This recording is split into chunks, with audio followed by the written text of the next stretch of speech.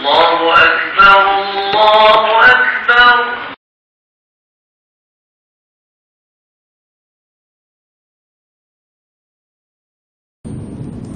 السلام عليكم ورحمة الله وبركاته. الحمد لله رب العالمين، والصلاة والسلام على أشرف الأنبياء والمرسلين، نحمده ونستعينه ونستغفره ونعوذ بالله من شرور أنفسنا ومن سيئات أعمالنا، من يهده الله فلا مضل له ومن يضلل فلا هادي له. رب اشرح لي صدري ويسر لي أمري واحلل عقدة من لساني يفقهوا قولي. أما بعد، Alhamdulillah, bersyukur kepada Allah Subhanahu wa taala kerana dapat bersama pada malam ini. Insya-Allah pada malam ini kita akan sambung perbincangan adab-adab ketika membuang air. Hadis yang ke-6 pada muka surat 167. An Abi Hurairah anna Rasulullah sallallahu alaihi wasallam qala ittaqul la'anain. Qalu wa man la'anan ya Rasulullah? Qala alladhi yatakhalla fi at-tariq yatakhalla fi tariq an-nas aw fi zillihim. Daripada Abu Hurairah radhiyallahu anhu bahawa Rasulullah sallallahu alaihi wasallam bersabda, jagalah diri dari dua pelaknat. Para sahabat bertanya, apakah maksud dua pelaknat itu, wahai Rasulullah? Baginda sallallahu alaihi wasallam menjawab, orang yang buang air di jalan orang ramai atau di tempat teduhan mereka. Jadi dalam hadis ini, iaitu hadis riwayat Abi Hurairah ini, Nabi sallallahu alaihi wasallam sebut supaya kita menjauhkan diri daripada dua pelaknat. Yang pertama, pelaknat yang dimaksudkan adalah orang yang buang air, yakni qadha hajat di jalan tempat orang lalu. Yang kedua, tempat orang berteduh. Kalau dalam konteks hadis ini, biasanya di bawah pokok kayu yang rindang, asalnya begitu. Sebab dulu zaman Nabi dulu, tempat pokok kayu ni yang berada di dalam perjalanan ini sangat penting. Sebab dia tidak ada wakaf, wakaf tu lain, wakaf tu asalnya bahasa Arab tu. Tak ada wakaf, tak ada tempat berteduh. Jadi pokok kayu lah mengambil tempat itu. Jadi penting sungguh pokok kayu yang rindang ini untuk orang yang musafir, untuk orang yang hidup di padang pasir ni lah. Tiba-tiba dia pergi buang air situ. Baik. Cuba kita tengok dua huraian ni, syarah pada hadis ni secara ringkas saja ni. Yang dimaksudkan oleh Rasulullah dalam hadis ini, dua pelaknat itu ialah dua perkara ataupun dua perbuatan yang menyebabkan pelakunya dilaknat oleh masyarakat. Yang mana kedua-dua perbuatan ini adalah perbuatan yang menyusahkan orang lain. Yang pertamanya, buang air di jalan raya lah kita kata, ataupun tidak jalan raya pun, jalan kampung, jalan yang digunakan oleh orang. Itu menyusahkan tu. Menyusahkan. Tamu-tamu zaman dulu lah. Zaman lain tak ada dah kerja ni. Pokok payah kena dapat ni. Dulu pokok duduk banyak. Lain ni tak ada.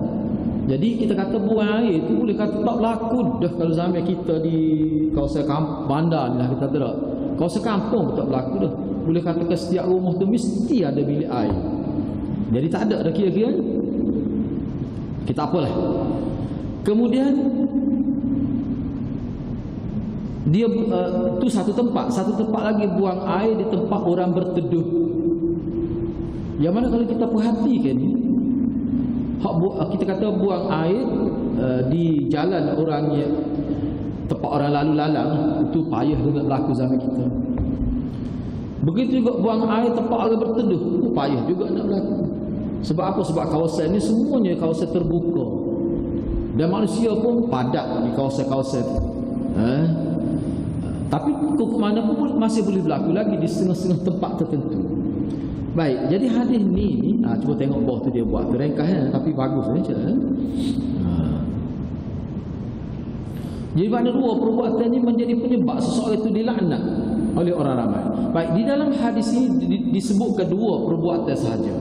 Namun begitu ia boleh dikiaskan pada segala bentuk perbuatan yang salah yang boleh mendorong laknat terhadap pelakunya. Perbuatan-perbuatan tersebut mungkin berbeza mengikut tempat atau masa atau bangsa dan sebagainya.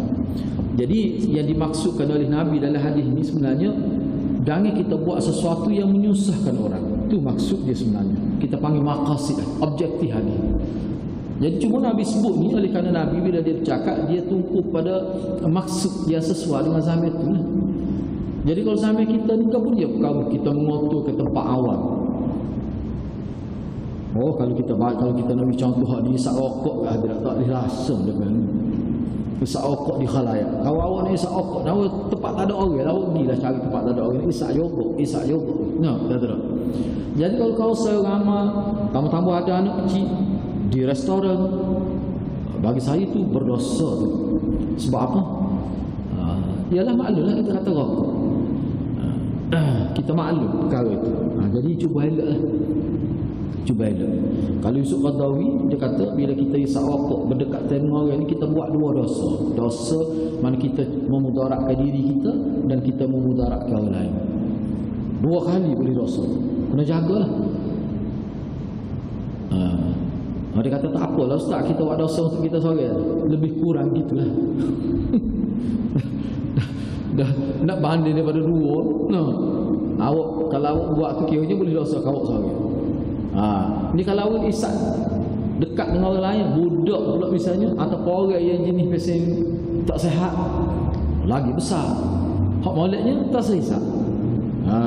Pada aiskrim sudah. Tak sah. Itu lebih baik. Lepas tu kita ni lama dia seakan kena berusaha lah bila kita belajar hadis. Hendak kita pun faham dah kehendak agama macam mana. Cuba usahalah. Boleh jadi kita bermasalah dengan rokok, orang lain yang tak isap rokok, dia ada masalah lain pula. Tidak kata jangan kita fikir orang isap rokok ni tak ada kebaikan langsung. Itu salah satu yang kita anggap sebagai kesalahan dalam agama. Orang tak isap rokok, dia ada ngumpat buat juga. Kita tunjuk contoh. Tu boleh jadi dia bak rokok ni sesal, tapi bak lain tak ada salah. Begitulah manusia tu. Jangan kita fikir bila kita tengok orang isap rokok dah, kita kata tak ada nilai dia. Kadang-kadang tak isap rokok ni buat dosa berat daripada tu. Tu. Jangan silap faham lah. Apa kita sebut waktu tu?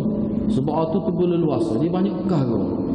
Kalau hendak boleh baca artikel Dr. Yusuf Qaradawi, 9 dia buat kesan buruk dia. Salah satunya membantu ekonomi mana pokok yang kita tahu Zionis bukan orang tidak Islam saja, mana dia tu sebab rokok ni, syarikat rokok ni memang ma'ruf dia ni penyumbang kepada gerakan Zionis itu boleh baca dalam artikel dia. Tak kira lah, tu saya sebut tu satu contoh lain kita boleh fikir sendiri mana setiap perbuatan yang menyebabkan memberi kesan buruk kepada orang lain jangan kita buat. Kalau kita buat juga kita akan termasuk dalam. Kadang-kadang orang tak kenal pun sini orang tak kenal ni. Jangan kita ingat kalau kita buat kesalahan sebab orang tak kenal kita tak apa dah. Ni pun orang tak kenal. Bila orang tengok ada najis di jalan raya kata orang akan kata dia laknat Allah pada Tuhan punya lagi ni. Ni pun begitulah juga. Bila seseorang itu melakukan kesalahan yang menyebabkan mengganggu orang ramai, mesti ada orang yang tak tahan sabar tu.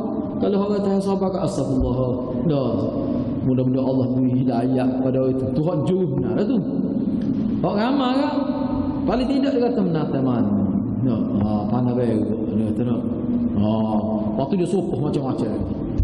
Sebab apa? Sebab manusia biasa dalam kiki ni dia tak sabar. Baik, kita kata tak boleh laknat orang gitu, itu hal lain. Kita tidak nak bicara itu. Kita menjadi punca dilaknat, itu maksud hadis. Kita buat sesuatu menyebabkan kita dilaknat, itu salah. Itu termasuk dalam mendedahkan diri kepada cacian orang. Dan laknat, kalimah laknat ni dia lebih berat. Kalau kita kata menata mana, itu tidak seberat laknat tu. Sebab laknat ni dia bentuk doa supaya orang itu tidak diturunkan rahmat oleh Allah. Itu makna laknat mengikut bahasa agama. Berat tu hadis-hadis tu. Cuma dia letak hadis di bawah adab. Mana salah satu adab bila kita buang air, janganlah tempat yang boleh mengganggu orang. Tak kira lah. Kalau tidak jalan pun tempat mana-mana. Boleh begitu. Kena berhati-hati lah. Kita kata guna bilik air dah, tapi guna tidak cara yang betul. Tisu mobile kita kata di atas lantai. Lepas tu kita kata tidak pam dia punya tandas itu dah menyebabkan jadi ada ni orang masuk kat, jadi terganggu kan. Orang nak cepat ni mana mari semaya. Enggak setengah orang jenis ngembang. Setengah orang tengok kita lalu kita ingat ada ni, ingat ada dalam semaya tu. Ada setengah orang gitu. Bahasa Kelantan dia panggil jenis ngembang. Setengah orang kita gitu mutah dah dia ada. Tak boleh makan nasi dah dia tu. Kena lagu ni lagi salah dosa. Jadi tak khusyuk semaya. Ambil masa lama pula tu. Nak boleh stabil akal tu. Tu bahaya tu lah. Jadi kena berhati-hati dah. Kadang-kadang orang kita benda-benda gini dia anggap tak dosa. Dia anggap tak ada apa-apa. Dia ingat ni tidak menjejaskan kehidupan di hari akhirat. Dah. Adab ni kalau kita nak ta'rifkan adab yang dimaksud mana perbuatan-perbuatan yang kira-kiranya kalau kita buat boleh pahala, tetapi hal ni kalau kita langgar dia boleh dosa. Itu mana adab. Dia beza dengan perkara sunat lain. Hak sunat ni kalau kita tak buat boleh pahala, tak buat tidak dikira dosa, cuma rugi kita. Tetapi kalau adab ni tak, dia boleh dosa. Contoh, misalnya kita kata adab masjid, adab mari masjid. Tak boleh adab mari masjid. Jaga kebersihan mulut, jangan bau, jangan mengganggu orang. Mana kalau kita jaga tu boleh pahala. Tapi kalau kita langgar tu dia boleh dosa. Itu makna adab. Yang dimaksudkan adab. Sebab itulah setengah-setengah ulama dia terjemah ni adalah kalau kita tengok terjemah dia panggil disebut disiplin. Disiplin. Agama ni agama adab. Baik. Kena jagalah tu ni. Pijak selipar orang dan sebagainya itu tak boleh lah tu. Kita meludah tempat itu, lepas tu kita tidak jiruh kita kata dah. Jadi setengah orang tengok dia rasa jejet. Benda-benda kita kena jaga tahu Islam. Barulah kita dapat pahala. Mari ke masjid. Lepas tu tempat-tempat yang tidak menasabah. Kita meludah tak boleh juga, kena jaga. Meludah di atas lantai, dihadapkan pintu masuk masjid. Walaupun bukan tempat solat, tempat tak selipar pun tak boleh, tak sesuai tu. Tak sesuai. Kena jaga, itu maksud adab tu. Orang jadi tengok tu orang jadi jejek lah. Tu kena jaga. Kalau kita nak pahala mari masjid, kena jaga. Itu termasuk dalam adab. Baik, hadis yang ketujuh.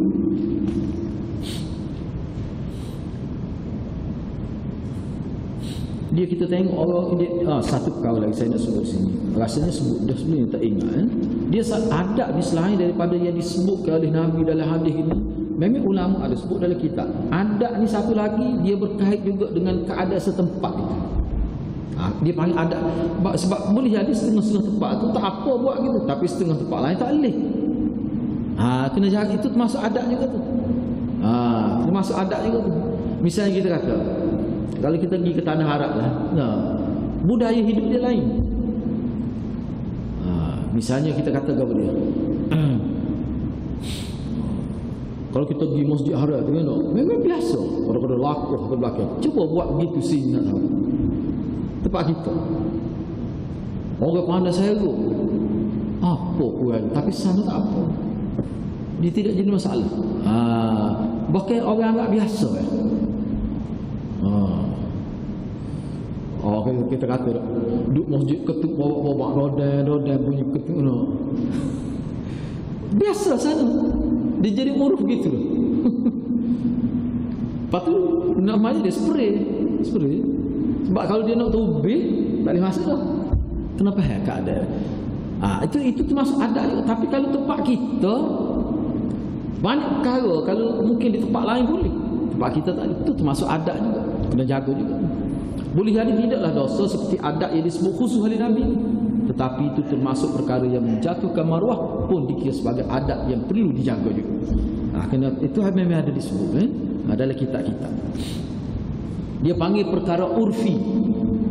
Urfi ini mengikut pandangan masyarakat semasa. Dan perkara itu sebenarnya tidak bercanggah. Kadang-kadang ada adat yang bercanggah dengan agama tu tak boleh lah. Kena tengok, kena ukur lah pula tu. Baik, hadis yang ketujuh, an Abi Qatadah qala qala Rasulullah sallallahu alaihi wasallam idza shariba ahadukum fala yatanaffas fil ina wa idza atal khala fala yamassa dzakarahu bi yaminihi wa la yatamassah bi yaminihi. Daripada Abi Qatadah radhiyallahu anhu katanya, Rasulullah sallallahu alaihi wasallam bersabda, bila seseorang dari kamu minum, janganlah ia bernafas di dalam bekas air itu. Misalnya dia minum gini, dia minum, mana dalam keadaan bekas tu berada dekat mulut dia, ketika itu dia bernafas. Ataupun bernafas ketika sambil bernafas tu sambil minum, katakanlah. Itu termasuk dalam su'ul adab, buruk akhlak. Termasuk dalam buruk akhlak. Cuma ulama sebut dalam kitab, selain daripada zahirnya nampak buruk akhlak, dia ada juga dari sudut kesihatan. Ada juga dari sudut kesihatan. Bila bernafas tu takut keluar sesuatu yang tidak perlu tu masuk dalam air. Jadi semua ni sebenarnya untuk mengelakkan daripada orang tengok tu rasa jejek, rasa kembal lah kita kata, rasa jijik. Itu sebenarnya dia banyak sebab. Baik, jangan bernafas dalam bekas, dan bila dia buang air maka janganlah memegang kemaluannya. Jangan memegang kemaluannya dengan tangan kanan, dan janganlah beristinja dengan tangan kanan. Mana boleh tapi guna tangan kiri. Kita jumpa dah sebelum ni, kita bincang dah ni, dia sebut pula di sini. Baik, cuba tengok keterangan di bawah ni. Baik, larangan bernafas atau menghembuskan nafas ke dalam air di dalam hadis ini mengandungi beberapa kemungkinan. Dari segi maksud dia apa sebenarnya? Kenapa Nabi kata jangan bernafas? Apa maksudnya? Di sini ulama kata ada beberapa ihtimal, beberapa kemungkinan. Antaranya untuk mengelakkan jatuhnya sesuatu kotoran atau menjijikkan daripada seorang, mana masuk dalam air. Jadi maknanya Islam ni penting nak kebersihan. Penting nak kebersihan. Sebaiknya jika hendak bernafas, mestilah mengangkat mulut dari bekas, kemudian bernafas dan meneruskan. Mana kita jauhkan bekas itu daripada mulut kita, baru kita bernafas. Itu. Ialah perkara ni sebenarnya kalau Islam tidak sebut, kita rasa janggal tu. Dah, rasa tak molek tu. Nampak tidak beradab tu. Ini dipandang dari sudut prinsip memelihara kebersihan daripada hadis ini. Dari sudut penjaga kesihatan, mungkin untuk mengelakkan jangkitan kuman jika orang yang menghembuskan nafas dalam air mempunyai penyakit seperti selesema dan sebagainya lah. Namun ianya hanya melibatkan minuman yang dikongsi sahaja. Ialah kalau minuman dia sendiri pun tak sesuai. Sebab kadang-kadang kuman itu bila keluar dia masuk balik, dia memberi kesan tidak baik kepada kesihatan. Jadi kena jaga lah. Tambah-tambah kalau dalam satu hidangan atau berkursi bekas air itu, dah lagilah kena jaga. Ataupun bersin ketika pegang kita kata jak lah, moga minum tu ke satu hidangan, satu jak, tu lagi kena jaga. Sebab itulah bagi saya kalau kita ada masalah tu tak perlulah kita hadir dalam majlis tu. Tambah-tambah musim sekarang, musim learning ni, musim learning ni kena berhati-hati. Itu termasuk dalam sunnah itu. Jaga. Baik, itu yang pertama. Yang kedua, larangan seterusnya ialah menyentuh kemaluan dan istinja dengan menggunakan tangan kanan. Ini Nabi larang. Larangan istinja dengan tangan kanan telah dibincangkan dalam hadis sebelum ini. Menyentuh kemaluan dengan tangan kanan. Kita kata istinja dengan tangan kanan. Itu memanglah tidak sesuai lah. Saya ingat kalau ni, kalau orang tidak Islam pun dia faham. Secara akal tu boleh faham. Dia pun tidak buat gitu juga. Mana kalau dari sudut kebersihan, mana orang tidak Islam pun yang tidak baca hadis Nabi ni pun dia akan suruh juga guna tangan kiri. Sebab biasanya orang makan ni guna tangan kanan. Apa tu? Jejek lah. Tak sesuai. Walaupun mungkin kita kata hilal, dia bangun dia basuh dengan sabun pula, kita kata dengan Tapi kuku mana pun. Kalau guru saya dulu masa mengaji Bukhari, takutnya telitah masa nak pakai. Tak sedap jadi tak sedap ilas lego. Lepas tu kata istilah ulama dia panggil su'ul adab, buruk akhlak. Termasuk dalam buruk akhlak. Tak apalah tu ya. Menyentuh kemaluan dengan tangan kanan di dalam hadis ini dikaitkan dengan buaya. Kalau kita tengok sini larangan guna tangan kanan dikaitkan dengan buaya. Ketika buaya, mana tak boleh pegang kemaluan dengan tangan kanan. Ketika mana? Buang air. Dia kaitkan dengan buang air. Baik, begitu juga dalam riwayat-riwayat yang lain pun kalau sebut larangan memegang kemaluan dengan tangan kanan, dia berkait dengan buang air. Bukan hadis ini saja, hadis-hadis lain pun begitu juga. Kerana itu ulama berbeza pendapat berkenaan menyentuh kemaluan pada waktu selain buang air dan selain ketika beristinja. Jadi oleh kerana hadis kebiasaan larangan ini berlaku ketika buang air, dia jadi khilaf ulama. Kalau bukan ketika buang air, lagu mana hukumnya? Boleh ke tak boleh? Sebab tu ulama kata boleh. Hak tak boleh ketika buang air ni kerana isu takut terkena najis secara direct itu. Tu. Sebahagian mereka berpendapat harus menyentuh kemaluan dengan maksud tertentu, dengan tujuan tertentu. Bukan saja-saja, bukan puas saja dah. Itu tak boleh gitu. Antara hujah mereka ialah jawapan Nabi SAW bila ditanya tentang menyentuh kemaluan. Bila ada sahabat tanya, kita jumpa dah hadis ni sebelum ni. Bila sahabat tanya tentang menyentuh kemaluan ni, Nabi kata, tak ada apa pun. Kemaluan kamu tu salah satu daripada anggota kamu. Hak tu saya nali kata supaya telinga, supaya saya sentuh hidung saya. Jadi salah satu punca khilaf. Kenapa? Kerana dia ulama dia tengok hadis-hadis larangan ini berkait dengan buang air. Bila kata buang air berkait dengan najis tu. Tak sebut kena najis tangan-tangan tu. Sebab apa? Tangan tu kita guna banyak perkara untuk perkara lain. Khususnya kena makan dan minum tu. Tu sebenarnya. Cuba perhati boleh ada. Kenapa agama kita diambil kira sesuatu tu dari segi munasabah ataupun tidak? Dari sudut tu memang diambil kira. Sebab tu kita bila nak buat sesuatu, kalau kita tidak ada hukum khusus dari agama pun, kena ambil kira tu munasabah. Sesuai ke tidak? Kena ambil kira tu. Jangan kita kata tak ada yang Nabi sebut hukumnya. Kita pun ikut-ikut buat dak. Dia ada lagi hukum akal. Hukum akal dia. Kalau ngaji sifat 20 ni, sifat 20 ni dia panggil hukum akal. Hukum adat. Selain pada hukum-hukum syariat, hukum akal kita kata macam mana? Kalau orang ngaji molek dengan cara ikut dengan agama ni, akal dia apa akan selarah dia. Begitu ya. Kena ambil kira lah. Logik munasabah ke tidak. Baik. Sebahagian ulama tidak mengharuskan berdasarkan kias kepada yang lebih aula ni. Walaupun setengah ulama kata kias ni tak tepat. Tak apalah, kita hormatlah pandangnya ulama. Sebahagian ulama tidak mengharuskan sentuh kemaluan walaupun ketika bukan buang air. Dalam keadaan lain pun tak boleh juga. Kenapa mereka kata gitu? Kerana mereka kias kepada yang lebih aula. Dia panggil kias aulawi. Apa maksudnya? Dia kata kalau dalam keadaan nak buang air yang mana perlu sentuh tu zakat tu, hak tu pun Nabi larang dengan tangan kanan. Kalau dalam keadaan tidak ada kaitan dengan buang air, lagilah patut tidak sentuh. Tu dia panggil kias aulawi dia. Contohnya ginilah kias aulawi. Wala taqullama uffin wala tanharhuma wa kullahuma qawlan karima. Kata Al-Quran sebut, mana janganlah kamu herdik ibu bapa, atau bukan herdik sebelum tu. Janganlah kamu kata uff pun tak boleh. Mak suruh ke malah. Satu tak boleh. Kemudian wala tanharhuma, jangan herdik mereka. Tetapi sebaliknya katakanlah, bercakaplah, berinteraksilah dengan ibu bapa dengan qaulan karimah. Baik. Jadi dalam hadis ayat tu sebut kata uff tak boleh. Lepas tu kalau sepak dia kan, jetik lenga dia, jetik lenga mak dia. Betul mak dia ni lupa ingatan. Dia gaduh, saya tengok dia gerak. Kita pasal nak sepak dia. Jetik lenga mak dia. Saya kelih. Bahasa sungguh nak sepak tu. Kebapalah sedih kita kelih.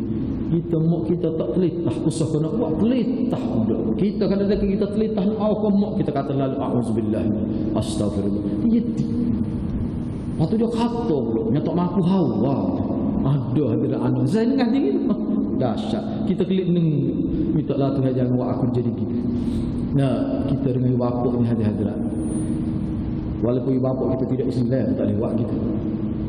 Jadi ayat tu kata tak boleh apa tu lagi kita herdik dia, kita guna bahasa kasar, jetik telinga dia walaupun dia tak ingat dah. Dia lupa, banyak lupa tak boleh buat gitu. Dosa tu tak dapat rahmat anak lagu tu. Sikit lagi anak dia akan buat dia. Banyak kita tengok dalam muka dunia ni gitu. Buat pada bapak, kadang-kadang ibu bapak tak mati lagi. Dia sudah Allah takdir ke kita. Banyak kita jumpa dalam masyarakat. Lah ni ada saya tengok secara umum saya sebut. Bila dia sakit, tak ada tahu mana dia nak pada dia. Akhir sekali dia sewa rumah, dia letak khusus dia. Bicara, tak setak sekali dengan. Oh dahsyat. Dulu mak dia sakit dia tak balik. 15 tahun dia tak balik. Padahal tidak jauh duduk dalam Malaysia. Mak dia lepas mak dia sakit baru balik. Balik pun kita pilih pun tak ada nampak rasa gapuk. Nampak gitu lah. Kadang-kadang tu tak ada mati lagi. Mana boleh hidup-hidup kita boleh tengok. Kadang-kadang gitu. Sebab tu kena beringat benar. Jadi hal tadi tu kita kata dah pun tak boleh. Sebut pun tak boleh. Kalau hal lain lagilah. Itu dia panggil kias aulawi tu. Kias aulawi. Dia ibu bapak ni ada mak saya cerita. Dia sebut ayahnya ada seorang ayah. Anak dia besar dah, anak dia sakit. Sakit tak boleh makan, nak mutah. Cari supir tak jumpa dia, tak ada tangan dia. Tu ayah. Dia tak ada tangan dia, so anak dia mutah. Tu ayah dengan anak dia. Sebab tu kalau ingat orang tu beda. Sebab tu kita tak boleh dengan ibu bapa. Ibu bapa dia sanggup segala-gala untuk anak. Dia boleh tak ada tangan dia, so anak dia mutah. Orang lain tak buat gitu. Kalau tidak pak kita, kalau tidak mak kita. Sebab itulah Allah sebut dalam Quran, wa qadara rabbuka alla ta'budu illa iyyah wa bil walidaini ihsana. Allah telah buat keputusan dua perkara. Tak boleh bincang keputusan Muhammad. Tak akan diubah keputusan apa dia. Sembah kena Allah sahaja. Kalau ibu bapa wajib berbuat baik. Itu keputusan tu. Tak boleh nak bincang. Tetap dah keputusan. Itu makna wa qadara. Saya nak sebut sana kias aulawi. Kita takut kita kata tak bolehnya. Jokos tak apa. Tak. Kalau hak tu pun kita tak dia ringan lah ni. Tu pun tak boleh. Sah ke hal lain. Nak jetik telinga dia walaupun dia tua, walaupun dia tak nampak mata dah. Lagi bilik air pun kena orang bawa tak boleh buat kita. Tak boleh buat kita. Baik. Ni dia panggil, bagi ulama ni dia kata hak ni kalau ketika nak buang air pun Nabi lah kan. Kalau ketika tidak tu lagi lah tak boleh. Dia pakai kaedah kias aulawi dia panggil. Maknanya lebih patut lagi lah tak bolehnya. Itu dia panggil kias aulawi. Baik. Kias tersebut ialah jika memegang kemaluan ketika perlu, iaitu istinja, dilarang dengan menggunakan tangan kanan, maka ketika tidak perlu, sudah pasti larangan itu lebih kuat lagi, lebih patut lagi larangan itu kepada kita. Itu dia panggil kias aulawi lah. Abu Muhammad bin Abi Jamrah mengkritik pandangan tersebut dengan mengatakan keperluan tersebut bukan hanya khusus kepada ketika istinja sahaja. Mana larangnya tak boleh pegang dengan tangan kanan ni, kata Abu Muhammad bin Abi Jamrah. Dia kritiklah.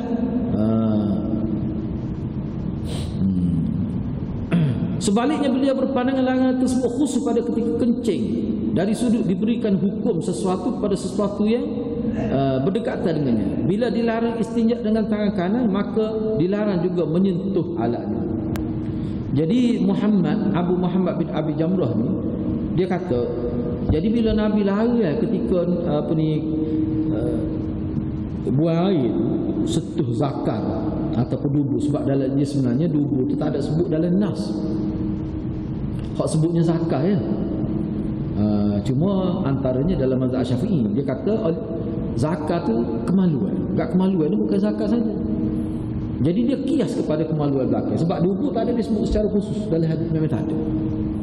Tapi sebab tu setengah ulama hak tidak dalam mazhab Syafi'i, dia kata dubur tak apa sebab tidak disebut. Dia disebutnya zakar sahaja. Inilah yang mendorong setengah ulama, dia kata zakar tu sendiri dalam bahasa Arab mana apa? Dia bahasa betul lagi kepala kita tu. Boleh ke tidak zakar ni? Kita faham dubur juga. Dia kata boleh juga. Dari sudut bahasa. Itu sebab tu hadirat kita kena ingat salah satu punca khilaf kerana masalah bahasa. Masalah bahasa. Dekat dalam bahasa Arab ni banyak.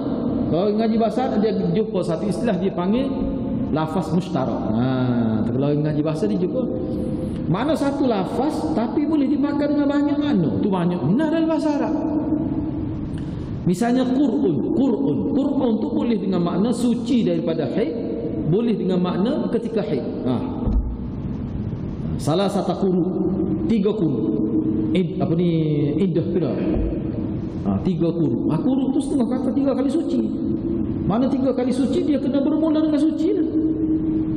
Mana katakanlah dia dicerai, ketika dia haid tak kira tu. Bila suci taksi tu kira. Tapi kalau kira 3 kali haid, 3 kali haid mana kena kira, kalau katakanlah dia kena cerai ketika haid, kira selalu dah tu. Ketika haid tu kira selalu dah. Apa jadi khilaf tu? Qur'an tu dia ada 2 makna. Enggak kalau ainun siapa pandai makna.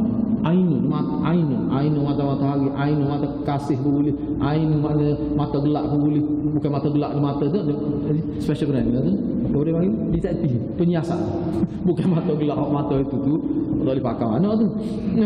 Dia boleh banyak makna. Dengan makna air mata yang keluar daripada bumi boleh, ainun itu. Dengan mata ni pun boleh. Siapa pandai makna. Dalam bahasa Arab memang gitu. Enggak kau dalam fiqh, enggak seperti ni lah.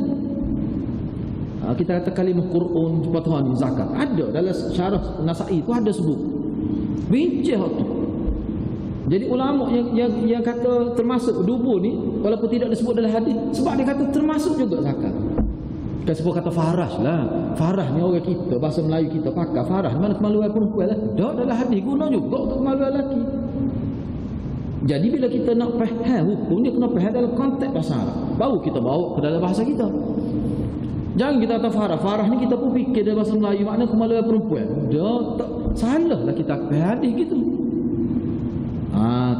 Itu sebab tu dia bahasa Arab ni ulama letak seseorang nak jadi mujtahid dia mesti tahu bahasa Arab, bukan tahu menguasai bahasa Arab. Sebab Imam Syafi'i siapa boleh bersyair mahirnya bahasa. Tu kan. Boleh buat syair ni, boleh buat dalam bentuk syair kaedah fiqh. Bukan main tu. Baik, cuba tengok lagi di sini. Jadi kata Abu Muhammad bin Abi Jamrah ni, dia kata sebenarnya tidak semesti tidak khusus pada istinja saja larangan ni. Boleh juga untuk lain. Maknanya khilaf lah. Jadi nak pergi apa? Sebab orang kita ni dia kata disebut je ada disebut lah. Maksud dia molek disebut saya lah. Dia tu ustaz dia sebut khilaf. Patut tak ayat nak pergi. Kata muka nama lagi khilaf. Tak ke khilaf kata baik benda ni khilaf tapi saya nak awak pergi hal ni. Tak boleh lagi tu. Tak boleh gitu ikut awak dah pergi mana tu. Muka bagi khilaf. Cuma saya sebut ni ada lebak ni saya memang kita tak pakai sebenarnya. Kita bincang dah ke sebelum ni setuh kemaluan. Kalau kita kata kencing ni pula kalau kemaluan lelaki lain dia bahas juga kita ada kemaluan perempuan pegang lagu mana dia tak suka fizikal dia tu dengan lelaki. Jadi kalau pegang kemaluan lelaki kita kata agak jauh kita nak kena air kencing tangan dia sebab fizikal dia gitu. Tapi kalau kemaluan perempuan mungkin sebab kedudukan dia punya fizikal dia tu gitu. Hak tu ulama ambil kira tu dalam nak meletakkan hukum. Sebab tu hukum mana pun saya nak kata kemaluan aku ni sebab telinga hidung ke apa tu hak tu dalam konteks bukan ketika buang air ni. Iyalah menasab logik jugalah setengah ulama kata munasabah pegang zakat jadi batal air. Sedangkan kalau jangan air kecil tak batal. Air kecil kan. Kalau kita kecil tu batal, kita jo kecil. Ni air kecil orang lain. Katakanlah muk kita hak tua tu kencing. Kakak kita basuh mak kita nak basuh air kecil atas tak batal untuk kita. Kita jaga mak kita kecil, kakak kita dah basuh dia punya kemaluan mak kita dah basuh latang lembek, tak batal himayah kita. Tiba-tiba tu jadi batal. Tu setengah ulama kata tak lagi tu. Sebab tu larangan yang Nabi sebut ni termasuk dalam bab larangan supaya bercermat dengan najis tu. Ada yang kata begitu. Nabi tak sewi pergi tanya kerana itu sebenarnya apa? Bukan kerana zakat itu, kerana takut kena sesuatu yang keluar daripada kemaluan. Ulama berpendapat gitu. Kita kata sebab gini, kalau apa tangan kiri boleh pula. Lepas tu dia pegang dengan tangan ni tak. Kalau pegang dia sebenarnya kalau pegang kita kata hak bagi kata tak leh tak leh. Baik kalau pegang dengan tangan, contohnya kalau tidak sabit nak kecing nak berok lah kita. Pegang dengan tangan kiri ni tak batal. Pulak ni. Tak leh pegang tangan kanan apa batal. Tapi kalau pegang tangan kiri tak batal. Batal betul. Tapi setengah kata memang tak. Kok mana-mana kiri kanan pun batal. Cuma larangan itu sebenarnya dari segi adab. Batal tu memang batal. Ada yang kata begitu. Awak pegang dengan tangan kanan ke, ketika nak buang air ke, tidak nak buang air ke, semua batal. Guna tangan kiri batal, tangan kanan batal. Cuma larang tangan kanan, boleh tangan kiri. Itu dari segi adab. Ada yang kata begitu. Jadi saya tak batal lah kalau dalam keadaan. Memang tak batal. Dalam keadaan biasalah. Kalau kencing tu, kerana kencing tu batal. Ramai juga sahabat kita, Sayyidina Ali misalnya, antara ya lah, tak ada lagi sahabat-sahabat lain. Lepas tu hadirat nak pegang dengan kata batal. Batal ada pegang tu. Tak ada apa pun. Jadi batal. Jadi kita tak boleh nak pasal orang lain. Awak kena pergi hal tu juga. Nunggu saya pergi hal tu. Tak boleh gitu. Tak boleh nak pasal bab ni. Baik. Imam Al-Aini berpandangan bahawa larangan tersebut dengan maksud membersihkan tangan kanan dari menyentuh anggota yang terdapat kotoran dan hadas. Cuba tengok. Al-Aini kata sebenarnya larangan itu dengan maksud supaya tangan itu tidak jadi kotor. Supaya tangan itu tidak jadi kotor kerana menyentuh anggota yang terdapat kotoran dan hadas. Maknanya di sini bukan zat kemaluan itu, tetapi adalah kerana kotoran yang ada pada dia. Hak ni lah ulama kata, setengah ulama kata baik. Kalaulah kerana najis tu, sedangkan najis tu dia tak batal kalau sentuh. Misalnya najis tu, contohnya air kecing. Air kecing siapa-siapa lah kita kata hak sudah. Bukan hak budak cik tu. Bukan hak minum susu mak dia hak lain. Kira-kira itu. Kalau tak batal tu. Tiba-tiba air kemaluan tu, kalau duduk di kemaluan, sentuh kemaluan yang ada najis tu jadi batal. Ke mana? Jadi dia kata batal tu kerana awak kencing. Baik sekarang ni dia gini hadirat tak terima. Tak apa, cuma pandangan ulama. Dia kata bila kita kencing, boleh jadi air kencing tu akan ada lah kena pada kemaluan tu, ataupun kena kepada kita kata buah zakar tu. Jadi hak tu Nabi tak setuju dengan tangan kanannya, setuju dengan tangan kiri lah. Tu Nabi larang tu sebab apa tangan kanan ni, apa ya tak boleh tangan kanan. Apa tangan kanan, tangan kiri ni lagu mana cerita dia ni? Cerita dia tangan kanan ni banyak kita guna untuk makan, untuk gapo. Kira-kiranya hak nak salam orang tangan kanan. Cuba bayar kalau nak salam kita, lepas tu dia tahu dia ni jenis pasal setuh tangan kanan. Ataupun kadang-kadang nampak basuh lagi tangan dia, dia masuk bilik air. Kadang-kadang basah juga kata dia ada benda ni. Nak salam dia, nak ayatnya telitah bagai gitu tu. Hak tu Nabi nak jaga tu. Kasih begitu menjadikan jadi tak sedap hati jadi. Jadi hak tadi bila dia kencing memang batal kencing tu. Cuma kemalu apa ni najis tu kena di kemaluan. Hak tu Nabi tak setuju dengan tangan kanannya. Sebab tu setengah ulama kata dia bukan setuh tu jadi batal. Dah. Khilaf pula situlah. Jadi kalau kita nak pakai mudah tempat kita enggak kira batal. Atau mudah. Cumanya saya sebut teranglah. Engkau benda ni khilaf kita pergi tak batal tu. Kalau hadir nak pergi batal, tak batal, tak ada apa-apa. Lepas tu dah batal, kena ambil sembahyang pula lah. Tapi kok mana pun kuat sebenarnya hujah yang kata kalau tak sabit dengan kecil, tak sabit dengan buah air besar, setuh saja tu. Lepas tu kita kata wak kau pun dia setuh tu. Ikutlah cara lah tu.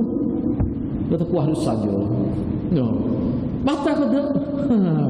Waktu ulama kata ada kata batal, ada kata tua mudah. Tapi Zainali kata ni dia merujuk ke hatu sebenarnya. Merujuk ke hatu. Ataupun kita ada rasa gatal lah. Mana garu ke atas pakaian itu tak ilah. Kita pustuh malah. Kan mana kalau kita pergi pendapat batal-batal.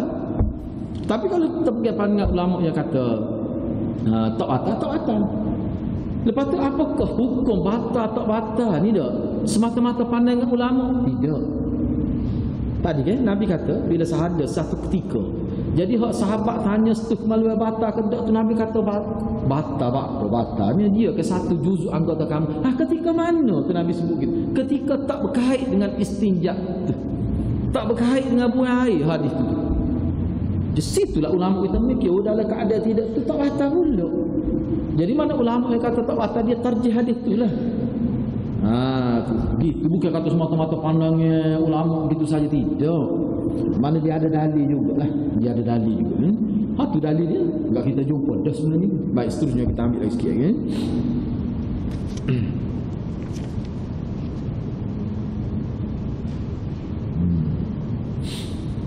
Nabi SAW biasa menggunakan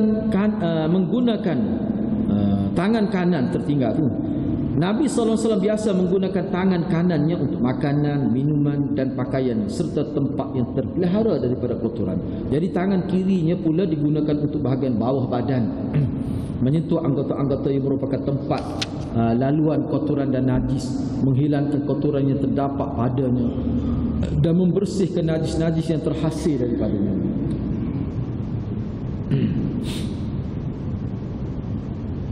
Begitulah. Jadi hadis yang ke-8 itu kita boleh bincang semula lah, insya-Allah. Kita boleh bincang semula. Jadi gitulah dia hadirat ya. Sebab gini bagus juga kita sebut perkara tu ya, supaya kita ni agak terbuka lah. Sebab setengah-setengah macam-macam dia tuduh ya. Pada kita ni mengajar nak ayat pandangan ulama. Siapa dia ada atau wasak ada. Dia atas kat orang lain lah. Dia kata kita tak boleh terima. Dia kata tak boleh terima dia tu. Lepas tu dia lebar macam-macam lah. Ada gitu. Tapi bukan sini lah.